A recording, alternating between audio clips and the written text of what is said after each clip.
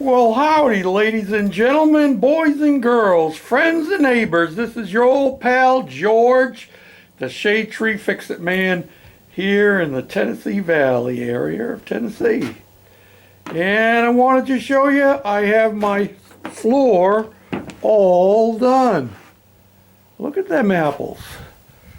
Yep. All the way around. My next project in here is going to be framing the front wall, don't you know. And let me take you off the stand and I'll show you a couple of things that you ought to know about this. We knew that the building was not square. It's not square. It's not even totally parallel in this section. But we're working everything off the front, and that was what I made parallel to the beam up above so that my front wall would be straight. And then I laid out my last floor joist back here so that it would come under this beam right here. Well, I started in the middle with my flooring just like I did in the front. And over here, I made it so I had 4 feet wide right there, so I can get a full sheet in here. But you'll notice it starts from almost nothing down here, woohoo, down here to it's about 3.5, 4 inches there. That's how much that part's out of square. That's that one side. And then over here, I'm actually under the floor joist for that side of the shop a little bit there, and you come back here and I actually come up a little bit short of the floor joist, about the same amount that I'm off on the other side. And not only that, but this last section here is wider on this side than it is on this side. This side here is only 23.5 inches wide, that piece of plywood, and this one over here is over, it's like 27 inches back there at the wall before the notch. And so yeah, it wasn't a square, it was more like a trapezoid, I guess. But you know, that doesn't throw me for a loop because, well, in my years of carpentry, I did a fair amount of restoration work in old houses. And when I say old, I'm not talking about houses from the 50s and 60s. I'm talking, well, yeah, 50s and 60s, but not 1950s and 1960s. I worked on houses all the way back to the 1600s. I think the oldest one I worked on was like 1670, and I actually worked on a pair of houses, and I have a video about that pair that I worked on, connecting them and putting a dormer on it. That one, there was 2 houses side by side. One was from 1670 and the other one was 1760, kind of flipping those last couple of numbers around. And yeah, one was a gambrel and the other one was like what they call an eyebrow colonial. So it was a little bit different kind of thing going on there. And I got to tell you, on old houses like that, they did not use levels a lot. They used a sort of level, but they were more concerned with parallels. So that's what you're doing a lot of work when you're doing on old houses, even ones from the 1900s and up into the 1950s and 60s. You have to be more concerned with things being parallel than being level and plumb and all that kind of stuff, because after a house is set for 100 or 200 or even 300 years, they have a tendency to settle over time.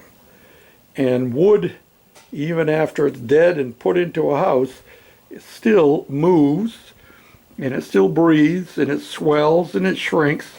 So you have to deal with those kind of things. And you get into a lot of head scratching when you're doing finish work in a house like that. And a lot of it ends up being making work to how it looks rather than using the level and the square. Making things parallel. Because, well, you can see back here, my floor and my beam up there are parallel. And they happen to be, both of them happen to be level, because I made sure that when I put that header up there, that beam, to replace the one that was rotted on the outside, which is still out here actually. See, this one here, this one was all rotted down this end. See that? Yeah, that's why I put a new beam in there.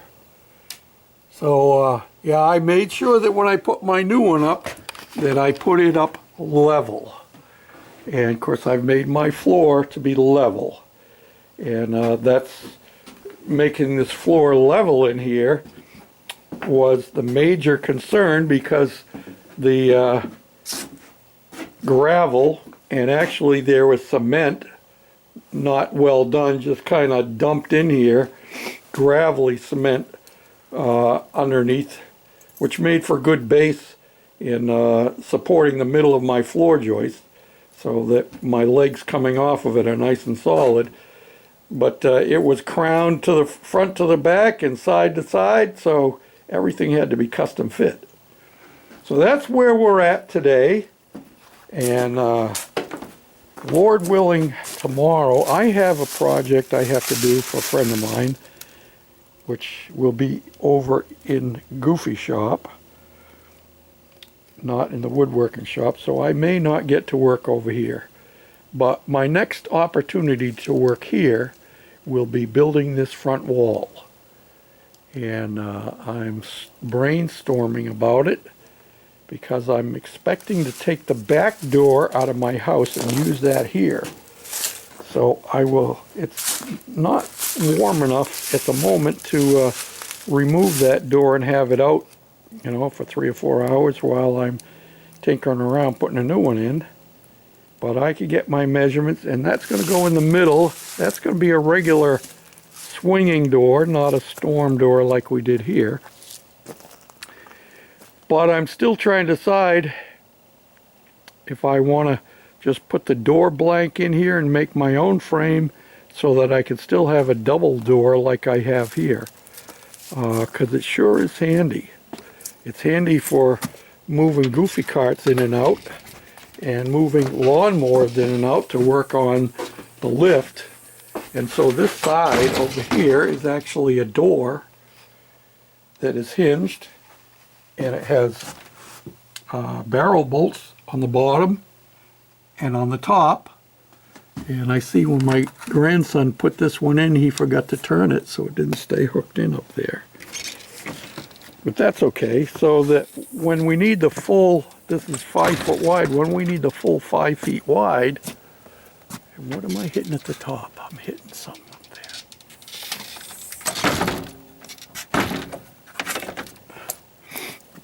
When I need the full 5 feet wide, I can swing that little door open along with the storm door, and I get plenty of access for things like goofy carts and four-wheelers and lawn tractors and good stuff like that. So, I know I've been babbling on, haven't I? Going right at it. So, I just wanted to bring you up to date on that and show you what I got accomplished. I think it's time for me to go in and have some lunch. Yeah, it's after 4 o'clock. I guess it's time for lunch. So, I'm happy that I got this done. That was my goal, get this floor done. And I need to get that front wall up to keep my roosters out of here.